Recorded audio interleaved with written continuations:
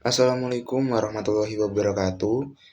Perkenalkan saya Anwar Rifai, mahasiswa dari Departemen Teknik Elektroautomasi Angkatan 2024, di mana pada kesempatan kali ini saya akan menyampaikan refleksi diri mengenai peristiwa yang telah terjadi di beberapa wilayah di Sumatera, yaitu Sumatera Barat, Sumatera Utara, dan juga beberapa wilayah di Aceh yang mengalami bencana alam berupa banjir bandang dan juga tanah longsor.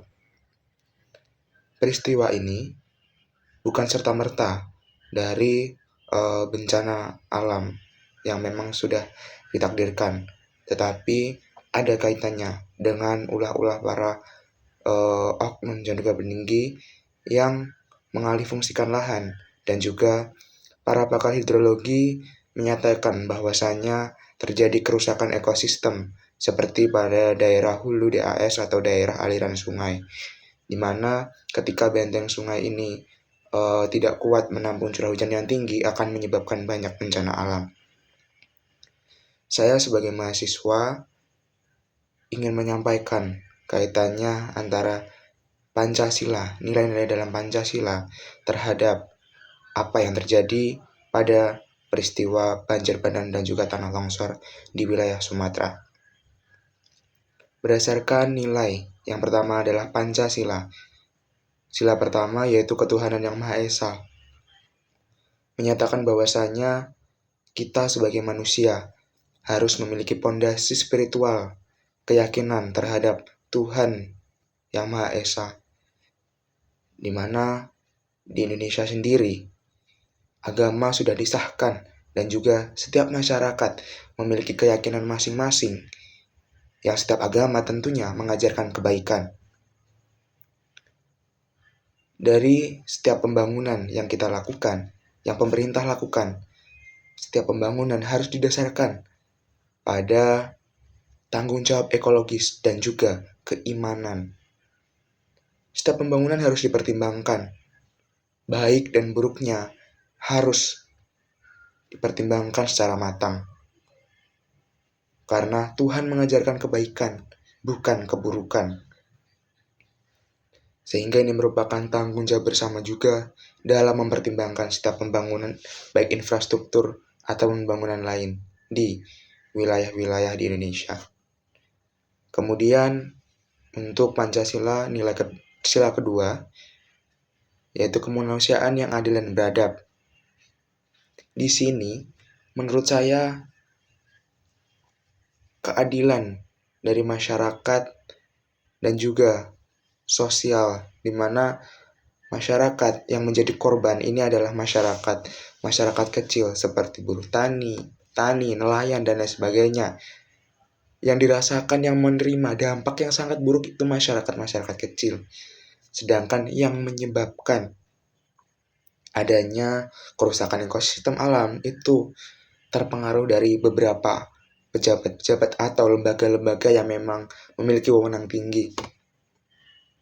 Di sini sudah ada kesenjangan sosial, di mana harusnya setiap pembangunan harus menjamin keselamatan dan juga hak hidup setiap masyarakat.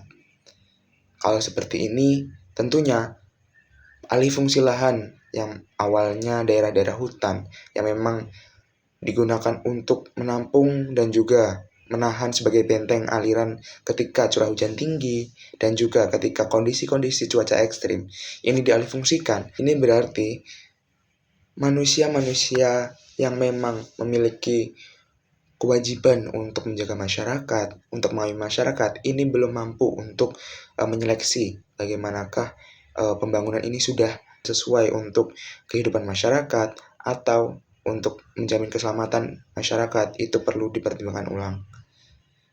Kemudian untuk Pancasila sila ketiga yaitu Persatuan Indonesia. Sebagai masyarakat, kita telah mendengar berita yang termasuk berita duka seperti itu. Kita harus mampu untuk menjalin solidaritas, membantu sebisa kita untuk pada teman-teman kita, saudara-saudara kita yang terkena dampak dari peristiwa banjir bandang dan juga tanah longsor di wilayah Sumatera tersebut. Harus saling menguatkan dan juga bersatu, bukan malah memecah belah. Kemudian untuk sila keempat yaitu kerakyatan yang dipimpin oleh hikmat kebijaksanaan dalam permusyawaratan perwakilan. Menurut saya untuk musyawarah dalam pemerintahan dan juga dalam mengatur wewenang untuk alih fungsi lahan, pemanfaatan lahan, dan juga pembangunan infrastruktur ini belum maksimal karena dengan adanya bukti bahwasanya kerusakan ekosistem di hulu daerah aliran sungai ini rusak, berarti kan peraturan yang memang mengatur untuk penggunaan lahan tersebut ini belum maksimal dan juga belum kuat, sehingga ini mengakibatkan dampak yang buruk terhadap masyarakat, sehingga ini termasuk menurut saya kurangnya maksimal dalam perketatan peraturan pemanfaatan lahan. Kemudian mengenai Pancasila sila kelima yaitu keadilan sosial bagi seluruh rakyat Indonesia. Di sini juga menurut saya keuntungan yang didapat dari alih fungsi lahan, misal hutan dijadikan sebagai lahan perkebunan yang akar-akarnya itu tidak bisa menunjang kehidupan dan juga ekosistem alam, ini hanya bisa dinikmati oleh segelintir orang, segelintir kelompok, di mana masyarakat kecil yang memang tidak berkontribusi dalam alih fungsi lahan ini malah mendapatkan akibat dari peristiwa yang dilakukan oleh kelompok-kelompok tertentu ini, di mana keuntungannya itu tidak bisa dirasakan tapi malah mendapatkan kerugian oleh masyarakat luas. Di mana keadilan ini harusnya keadilan sosial, harusnya adil terhadap seluruh masyarakat, tetapi di sini malah mengorbankan kelompok dan juga masyarakat lain. Untuk nilai sila kelima ini belum terpenuhi juga karena memang masih tidak adil menurut saya untuk antara kelompok yang memiliki wewenang dan juga masyarakat kecil ini. Dampaknya itu hanya banyak dirasakan dan juga mendapatkan penderitaan yang lebih mendalam untuk masyarakat kecil. Saya sebagai mahasiswa juga berkaca bahwasanya bencana ini adalah sebagai pengingat bahwasanya teknologi itu tidak hanya untuk memajukan segala jenis infrastruktur dan juga perkembangan teknologi, tetapi harus mempertimbangkan setiap aspek yang nantinya memberikan dampak-dampak terhadap masyarakat. Harus dipertimbangkan dampak baik dan buruknya, karena setiap langkah yang kita ambil ini akan berdampak juga kepada diri kita, keluarga, dan juga saudara-saudara kita. Oleh karena itu, mari kita saling menguatkan dan juga sejenak untuk berdoa kepada masyarakat dan juga saudara-saudara kita yang mengalami bencana tersebut agar dipermudah untuk segala urusan dan juga dipermudah dalam menjalani kehidupan. Sekian dari saya, ada kurang lebihnya saya mohon maaf. Wassalamualaikum warahmatullahi wabarakatuh.